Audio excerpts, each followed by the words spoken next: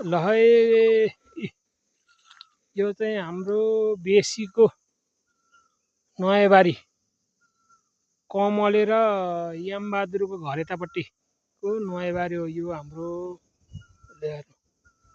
पहिला हामीले यहाँ चाहिँ कोदो रोप्ने, मकै छर्ने, घैया छर्ने काम गरिन्थ्यो। हेर्नु त्यहाँनिर एउटा चाहिँ कटहर रुख थियो। त्यो कटहरको रुख चाहिँ सबैले पहिला पहिला चाहिँ चोरेर भ्याउँथे। यो फलेर अहिले चाहिँ यो छैन, बुढो भयो, रुख मात्रै छ यो।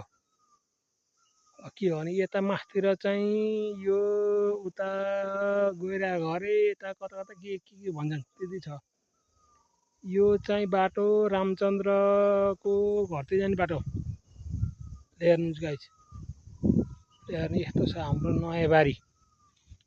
नयाँबारी चाहिँ यो बिरुवा गाउँपालिका भन्दा यसो माथि पर्छ। हेर्नु पहिला पहिला चाहिँ यहाँ सबैले मकै छर्ने, कोदो रोप्ने गरिन्थ्यो। अहिले के गर्ने, सबै बजार पसे।